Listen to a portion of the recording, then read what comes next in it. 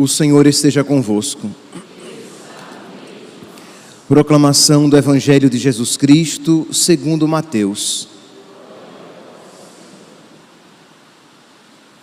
Naquele tempo, os discípulos de João aproximaram-se de Jesus e perguntaram: por que razão nós e os fariseus praticamos jejuns, mas os teus discípulos não? Disse-lhe Jesus: por acaso os amigos do noivo podem estar de luto enquanto o noivo está com eles?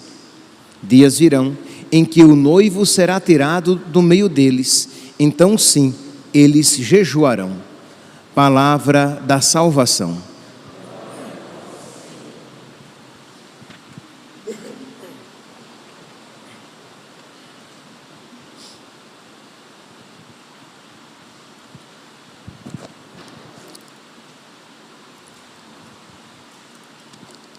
Caríssimos irmãos e irmãs, a primeira leitura de hoje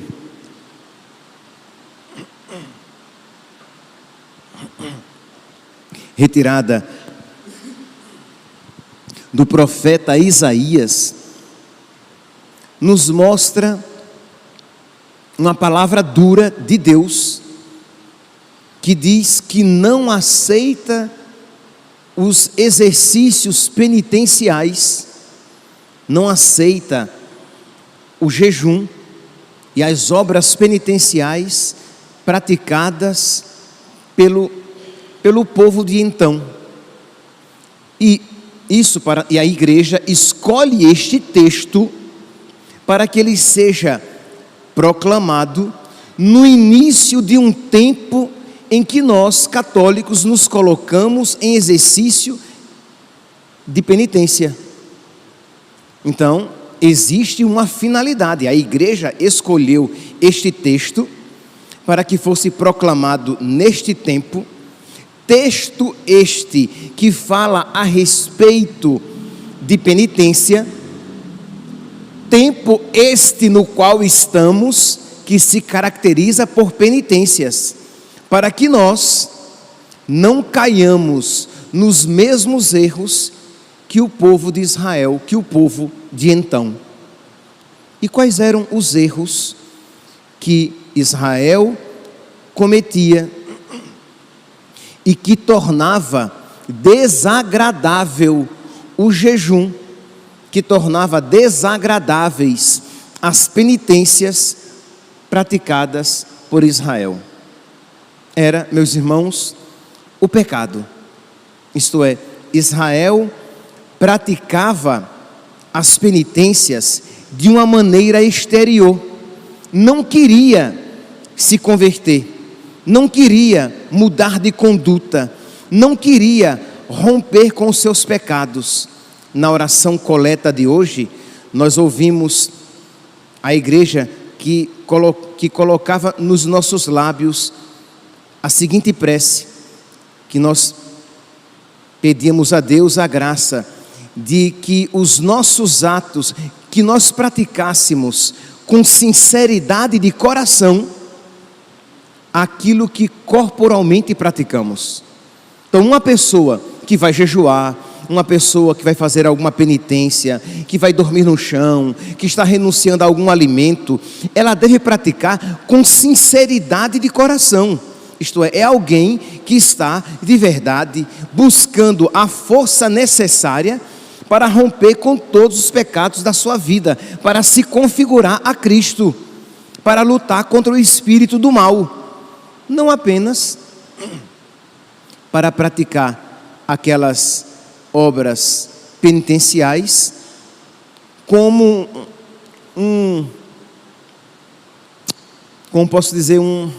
uma barganha com Deus. Isto é, eu faço essas penitências, eu jejuo, eu durmo no chão, eu ajudo os pobres, eu faço algumas orações, mas eu não mudo de vida, eu não largo aqueles pecados.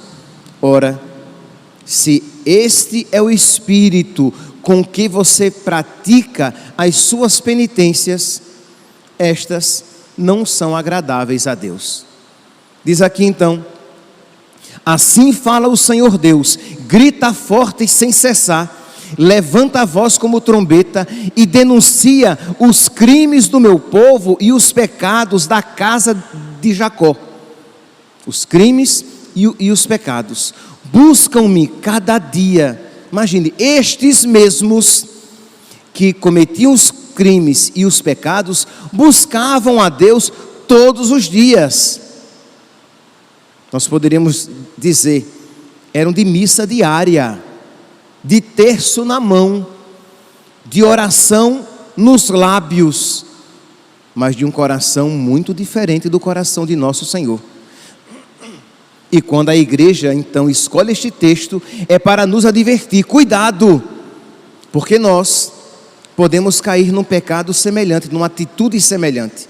Nós participamos da missa, nós fazemos as nossas orações, nós parecemos homens e mulheres de igreja, de oração, mas se continuamos com os nossos hábitos velhos, com as nossas práticas antigas, com as nossas atitudes carnais, se nós não lutamos, se nós não lutarmos contra isso, as nossas obras serão meramente exteriores, que serão, não apenas não serão agradáveis a Deus, mas causarão ojeriza a Deus, nos tornarão insuportáveis a Deus, porque nada é mais insuportável a Deus do que um falso religioso, do que um hipócrita.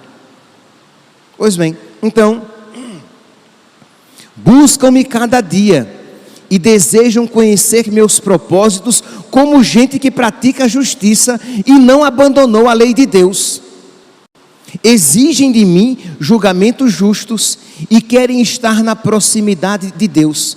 E perguntam: por que não te regozijaste quando jejuávamos e o ignoraste quando nos humilhávamos? E Deus responde: é porque no dia do vosso jejum tratais de negócios e oprimis os vossos empregados. É porque ao mesmo tempo que jejuais, fazeis litígios, confusões, brigas, agressões. Não façais jejum com esse espírito, se quereis que o vosso pedido seja ouvido no céu.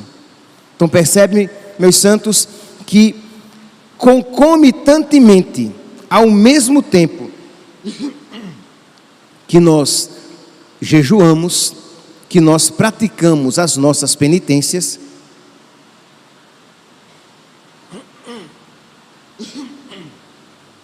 nós lutamos contra os nossos pecados.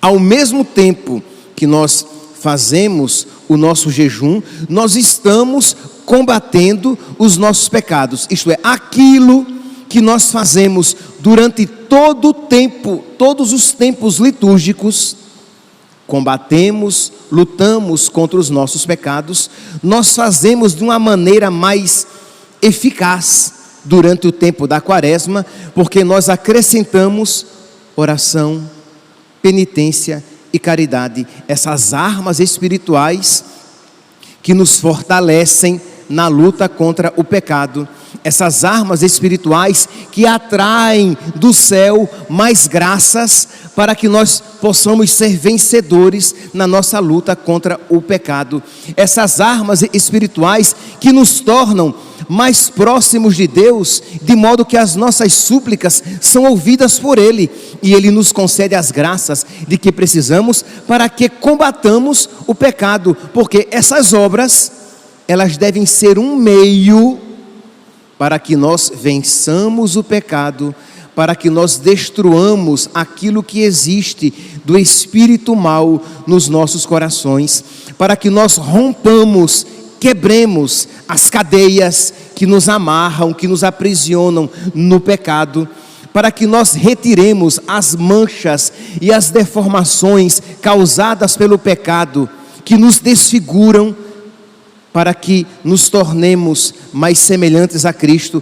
Mas essas práticas quaresmais, esses exercícios quaresmais, têm como finalidade a nossa divinização, a nossa cristificação, o aumento da nossa semelhança a Deus, de modo que as pessoas olhem para nós e vejam aquele que habita em nós. Entende? Então, esta é a finalidade. Mas lembrando, meus santos, que não se faz jejum de pecado. A luta contra o pecado acompanha todas as nossas penitências, mas o pecado em si não é objeto da nossa penitência. Por exemplo, durante o tempo da quaresma, eu não vou falar mal da vida alheia. Não, meu santinho. Não falar mal da vida alheia é um pecado. E como pecado, você deve renunciar durante a vida toda, não como uma penitência quaresmal. A penitência quaresmal é algo que é algo bom, que você se abstém por amor a Deus, para ensinar a sua natureza humana, a sua alma a renunciar, porque nós somos crianças mimadas, né? Nós não gostamos de renunciar nada. Então, quando nós, por amor a Deus e fortificados pela graça de Deus, nós abandonamos algo lícito como penitência, nós estamos nos ensinando e nos fortificando a renunciar às coisas ilícitas, a ter força para renunciar às coisas ilícitas. Então você, no jejum, na penitência, você renuncia a algo lícito, algo bom. Então, durante o tempo da quaresma, eu não vou, por exemplo, comer açúcar. Durante o tempo da quaresma, eu não vou tomar café. Durante o tempo da quaresma, eu não vou assistir nada, nenhuma série no computador. Mas eu estou pressupondo que as séries a que você assiste são lícitas. E que você, durante o tempo da quaresma, você as renuncia. Porque se elas são pecaminosas, elas devem ser renunciadas sempre e por toda a vida. Não vale como objeto de penitência quaresmal. Durante o tempo da quaresma, eu não vou encher a cara. Olha, beber não é pecado, encher a cara é pecado. Então isso não vale como penitência quaresmal. Durante o tempo da quaresma, eu não vou trair a minha esposa. Quer dizer então que quando Cristo ressuscitar, você vai voltar a trair a sua esposa? É isso que você está dizendo? Percebe que não tem lógica. Então a luta contra o pecado deve acompanhar todas as nossas penitências, para que as nossas penitências, para que as nossas obras quaresmais sejam agradáveis a Deus, e para que delas, das obras quaresmais, eu retire a força necessária para combater com mais afinco e mais eficácia os pecados na minha vida. Então, existe uma inimizade com o pecado que acompanha a prática das obras quaresmais. E esta mesma prática me concede força e a graça de uma maior inimizade com os pecados. E isso vai me tornando cada vez mais agradável a Deus. E isso vai tornando cada vez mais agradáveis a Deus as nossas penitências. Então vamos lá, meus santos. Nós estamos ainda no início da quaresma. Então você pode ainda pensar, será que as penitências, os propósitos escolhidos para observar durante o tempo da quaresma, será que são propósitos lícitos, propósitos adequados? Primeira pergunta. Segundo, será que eu os estou observando de uma maneira adequada? Porque pode ser que você tenha escolhido propósitos excelentes. Então, sei lá, você está como propósito quaresmal acordar cedo para vir à missa, ou acordar cedo para rezar com o Frei Gilson ou o Instituto Hesed. Ótimo, propósitos muito bons. Mas você está concomitantemente lutando contra os seus pecados? Senão, de nada adianta tirar a comida da boca se você não tira o pecado da alma. São Leão Magno, ele diz isso. De nada adianta privar-se da comida, e por privar-se da comida entenda toda a penitência. Então, de nada adianta privar-se da comida, abster-se da comida, negar comida ao corpo, se você não nega o pecado à alma. Ou, como vai dizer de uma outra maneira São João Crisóstomo, de nada adianta não comer carne se você devora o seu irmão. Se você está cheio de ódio no coração contra os seus parentes, se você é impaciente, se você é mal-humorada, se você dá patada em tudo e em todos, se você não aguenta ser contrariado e contrariada em nada, que vira um demônio, se você simplesmente percebe esses desequilíbrios na sua alma e não os combate e não luta contra eles, se você estiver lutando, está no caminho certo. Mas se você não luta contra eles, de que adianta não comer carne se você mata, devora o seu irmão? São João Crisóstomo. Então vamos lá, meus irmãos, vamos nessa sexta-feira, que é dia de abstinência de carne, nessa sexta-feira que de alguma maneira somos chamados a praticar, né, e numa sexta-feira de quaresma, mais ainda, a praticar mais intensamente a penitência, que nós pensemos em duas coisas: as minhas penitências, os meus propósitos são adequados, são corretos? Segunda pergunta: eu estou praticando corretamente os propósitos corretos a que eu estou me submetendo? Se nós aprendermos a escolher bem e a praticar bem os propósitos escolhidos, não tenhamos dúvidas de que estas penitências, estes propósitos, estes exercícios quaresmais nos prepararão para acolher o Cristo ressuscitado na nossa alma. Louvado seja nosso Senhor Jesus Cristo, para sempre seja louvado.